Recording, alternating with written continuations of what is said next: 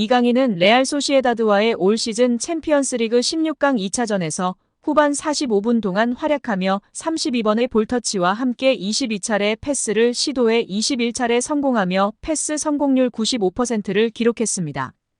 두 차례 시도한 드리블 돌파 중 한 차례 성공했고 슈팅은 없었습니다. 프랑스 매체 구공민은 이강인의 레알 소시에다드전 활약에 대해 평점 5점을 부여했습니다. 이강인은 구공민이 평점을 책정한 PSG 선수 중에서 가장 낮은 평점을 기록했습니다. 매체는 바르콜라를 대신해 교체 투입된 이강인은 차이를 만들어내지는 못했지만 자신이 보유한 볼 키핑력과 패스 능력으로 인해 가치가 있었다고 언급했습니다. 구공민의 편파적인 평가인 것 같은데요. 통계 기반 매체들의 평점은 다음과 같았습니다. 축구 통계 전문 사이트 소파스코어는 이강인에게 팀 내 세 번째로 높은 평점인 7.2점을 부여했습니다. 음바페, 돈나룸마에 이어 세 번째로 눈부신 활약을 입증했습니다. 다른 통계 매체 풋몹의 평점도 7.4로 높은 평점을 부여받으며 활약을 인정받았습니다. 또 다른 프랑스 매체 퀘스트 프랑스는 아주 뛰어난 조직적인 움직임에 이어 이강인은 음바페를 위해 종 모양 같은 궤적의 왼발 패스를 보냈다고 조명했습니다. 프랑스 매체 르파리지앵은 음바페는 이강인의 패스를 통한 공격을 쉽게 마무리했다. 하프타임 이후 교체 투입된 이강인의 완벽한 패스에 이어 음바페가 단독 돌파했다. 음바페는 긴장감도 없이 평소와 다름없는 슈팅을 때렸고 골키퍼가 막을 수 없는 니어 포스트 방향으로 볼이 들어갔다고 극찬했습니다. 여기에 파리 현지 찐팬들의 반응이 계속해서 나오고 있습니다. 현지 팬들은 이렇게 잘할 수 있나? 미친 것 같아. 정말 너무 패스가 아름다웠어. 이강인은 정말 호나우딩요, 네이마르, 메시급이야. 강이니에스타. 최고의 미드필더 이니에스타와 같다고 극찬하고 있습니다. 파리에서 주전이어야 해. 이강인 영입은 정말 잘한 것 같아. 이제 이강인은 매번 주전으로 뛸 것 같아. 이건 골보다 더 아름다운 패스였어. 너무나 아름다운 패스였지만 그것보다도 정말 정확한 패스였어. 그의 골 궤적, 기술력, 슛파워 너무 좋았어. 마치 로베르토 카를로스 같았어. 메시의 다른 버전을 보는 것 같아. 파리에서 계속 주전이어야 해. 그럼 나중에 음바페처럼 정말 중요한 선수가 될 것이야. 그런데 엘리케가 걱정이야. 얘는 정말 물건이야. 정말 중요한 역할을 할 선수야. 와우, 진짜 잘하네. 이에 팬들은 완벽한 패스였다. 파리 생제르맹의 다이아몬드다. 한국 축구의 미래다. 위대한 골이다. 매의 눈이다. 시야가 정말 대단하다. 강인이는 논쟁의 여지가 없는 뛰어난 선수이다.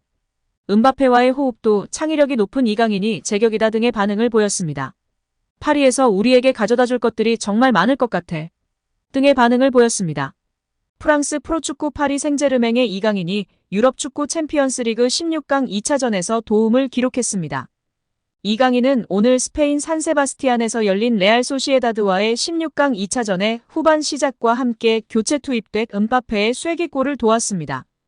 이강인은 팀이 1대0으로 앞서던 후반 11분, 절묘한 공간 패스를 했고 음바페가 골로 연결했습니다. 이로써 이강인은 챔피언스리그 2로 도움을 기록했습니다. 지난해 10월 26일 AC밀란과 조별리그 경기에서 챔피언스리그 데뷔골을 넣은 이강인은 오늘 도움을 기록하며 팀 승리에 기여했습니다. 음바페가 두 골을 넣은 파리 생제르맹은 레알 소시에다드를 2대1로 물리쳤습니다. 16강 1차전에서 2대0으로 이겼던 파리 생제르맹은 8강에 올랐습니다. 이날 PSG는 4-3-3 포메이션을 가동했습니다. 브래들리 바르콜라, 킬리안 음바페, 우스만 덴벨레가 최전방에 포진했고 파비안 루이스, 비티냐, 워렌 자이르 에메리가 중원을 구축했습니다. 누노 멘데스, 베랄두, 리카 에르난데스, 아치라프 하키미가 포백에서 호흡을 맞췄습니다. 골문은 잔루이지 돈나룸마가 지켰고 이강인은 벤치에 앉았습니다. 지난 전반기 동안 이강인을 향해 엘리케 감독은 이강인은 피지컬이 큰 선수는 아니지만 전방, 후방, 중앙 측면 어디서든 뛸 수 있다. 또한 수비에도 능하고 득점력까지 갖추고 있다. 완벽한 선수다. 우리 팀 입장에서 중요한 영입이었다. 우리 모두 그의 잠재력을 알고 있었다고 엄지를 치켜세웠습니다. 이강인은 아시안컵 일정을 소화하기 위해 잠시 팀을 떠났었습니다. 한 달가량이 지나 복귀한 뒤 지난달 중순 낭트를 상대로 선발 출전했으나 이강인은 다소 아쉬운 모습을 보여주며 후반 16분 교체 아웃됐습니다. 이어진 스타드 렌과의 경기에서 선발로 나섰지만 후반 시작과 동시에 교체됐습니다. 오늘 챔피언스리그 16강 2차전 원정 경기가 시작되었고 PSG가 포문을 열었습니다. 전반 5분 음바페가 왼발 슈팅을 시도했지만 골대를 벗어났습니다. 후반 시작과 동시에 변화를 단행했습니다. 바르콜라가 나가고 이강인이 투입됐습니다. 이강인이 후반 초반 슈팅을 시도했습니다. 후반 3분 페널티 박스 외곽에서 왼발 슈팅을 날렸지만 주벨디아가 공을 막아냈습니다. 후반 11분 이강인이 하프라인 부근에서 감각적인 로빙 패스를 찔러줬습니다.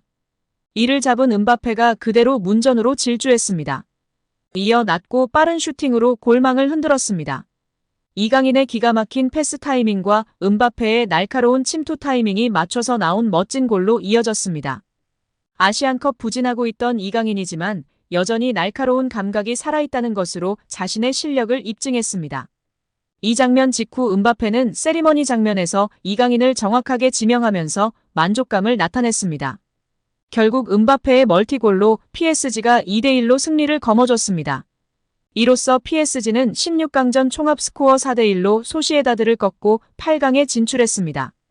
축구 통계 전문 사이트 소파스코어는 이강인에게 팀 내 세 번째로 높은 평점인 7.2점을 부여했습니다. 음바페, 돈나룸마에 이어 세 번째로 눈부신 활약을 입증했습니다.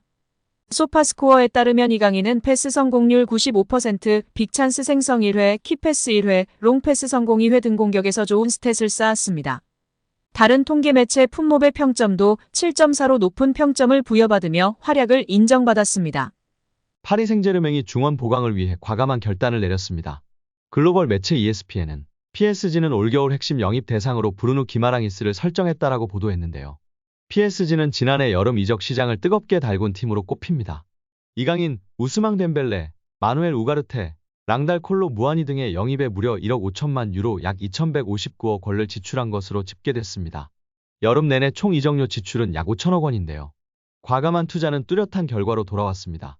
PSG는 올 시즌 리그앙에서 17경기를 치른 현재 12승 3무 1패로 승점 40점을 획득하면서 단독 선두를 달리고 있습니다.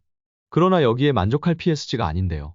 PSG의 루이스 엘리케 감독은 이강인, 워렌 자이르 에머리의 수비 부담을 덜어줄 정상급 수비형 미드필더를 원하고 있는 것으로 알려졌습니다. 메뉴의 카세미르도 링크가 떴었는데요. 정상급 수비형 미드필더이긴 하나 최근 폼이 떨어졌다는 평가와 잠부상, 활동량 저하가 단점으로 꼽히고 있습니다. 나이는 두말할 것도 없습니다. 이에 유력한 영입 후보로 기마랑이스가 떠올랐다는 평가입니다. 이번 보도에 따르면 PSG는 올겨울 이적 시장에거 기마랑이스를 데려오기 위해 막대한 제안을 내놓을 준비를 마쳤습니다. 기마랑이스는 PSG 입성 자격이 충분한데요.